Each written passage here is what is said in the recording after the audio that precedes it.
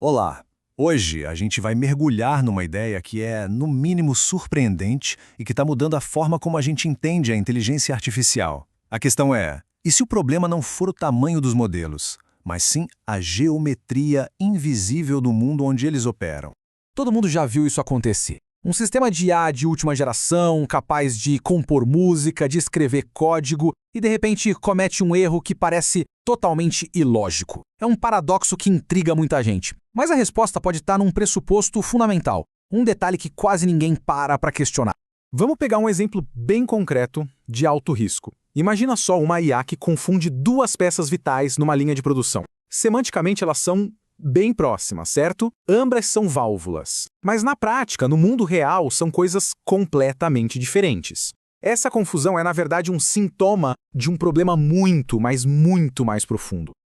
Ok, vamos começar a nossa investigação. A raiz do problema está numa suposição que a maioria dos modelos de IA faz por padrão. A ideia de que o universo dos dados é essencialmente plano. Pensa num mapa-mundi tradicional, aquele que a gente via na escola. Ele é útil, claro, mas a gente sabe que ele distorce a realidade, né? Especialmente perto dos polos. Pois é, a IA, por padrão, usa um mapa conceitual muito parecido, um mapa plano, para organizar toda a informação que ela processa. Agora, a parte interessante aqui é o mecanismo por trás disso. A atenção padrão, que é o coração de muitos desses modelos, mede o quão parecidos os conceitos são. E ela faz isso usando uma operação matemática que, explicando de um jeito simples, funciona como medir distâncias com uma régua reta. Isso parte do pressuposto de que o espaço, os dados, são planos como uma folha de papel. O problema é que essa régua simplesmente não funciona direito quando os dados têm curvas ou hierarquias. E aqui está o pulo do gato. Quando os dados têm uma estrutura natural que não é plana, forçar eles a caberem nesse mapa euclidiano causa uma distorção enorme. Conceitos que são distintos acabam sendo esmagados, amontoados uns sobre os outros. É exatamente por isso que a válvula A e a válvula B, mesmo sendo únicas, parecem a mesma coisa para IA. E isso nos leva à grande revelação desta análise. Os dados não são só uma nuvem de pontos sem forma. Eles têm uma geometria natural. A pergunta certa a se fazer não é de quantas dimensões a IA precisa, e sim, qual é a curvatura que esses dados exigem. Essa tabela aqui ilustra a questão de forma brilhante. Dados diferentes têm formatos diferentes. Pense em dados hierárquicos, tipo uma árvore genealógica ou os componentes de uma máquina. Eles se encaixam muito melhor num espaço chamado hiperbólico. Imagine uma superfície que se expande, dando mais e mais espaço para cada novo galho. Já dados cíclicos, como os dias da semana ou as estações do ano, vivem melhor numa esfera.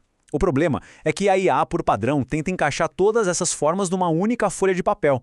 E aí a distorção é inevitável. A analogia do globo é perfeita. Tentar representar a Terra num mapa plano sempre vai esticar e distorcer os continentes. Não tem jeito. Da mesma forma, forçar uma árvore de conhecimento complexa, cheia de galhos e subgalhos, em um espaço plano, acaba esmagando os conceitos mais específicos lá no fundo, tornando eles quase indistinguíveis. Então, se o problema é a lente plana, a solução parece óbvia: encontrar uma nova lente. Uma que consiga respeitar a curvatura natural dos dados. Vamos ver como isso funciona na prática? A solução proposta é uma técnica chamada transferência geométrica contrastiva, ou CGT. E o mais genial dela é a sua elegância. Em vez de ter que reconstruir e treinar modelos gigantescos do zero, a CGT funciona como uma espécie de lente de correção. Ela pega as representações que o modelo já gerou no seu mapa plano e, de forma inteligente, projeta elas na geometria curva correta. E o melhor de tudo, sem precisar aquele retreinamento caríssimo e que leva uma eternidade. Certo, mas e o impacto prático dessa mudança toda? É aqui que os resultados ficam realmente impressionantes. E não só em precisão, mas numa eficiência que é, francamente, radical. Olha só para esses números. Antes, para representar a complexidade de um conceito, o modelo precisava de um vetor com 768 dimensões no mapa plano. Usando a geometria hiperbólica, que é ideal para dados com hierarquia, a mesmíssima informação pode ser capturada com apenas 32 dimensões. De 768 para 32, isso se traduz diretamente numa compressão de 24 vezes. Imagina só reduzir o custo de armazenamento e o tempo de busca em bancos de dados vetoriais por um fator de 24. O impacto em custo e em velocidade é simplesmente gigantesco. E agora, o ponto mais importante de todos. Essa compressão massiva acontece mantendo mais de 97% da informação semântica original. Não é só sobre encolher os dados, é sobre fazer isso de um jeito inteligente que preserva o significado. Com a geometria correta, a IA finalmente consegue enxergar que a válvula A e a válvula B, apesar de serem parecidas, ocupam lugares bem distantes e distintos na árvore de componentes da fábrica.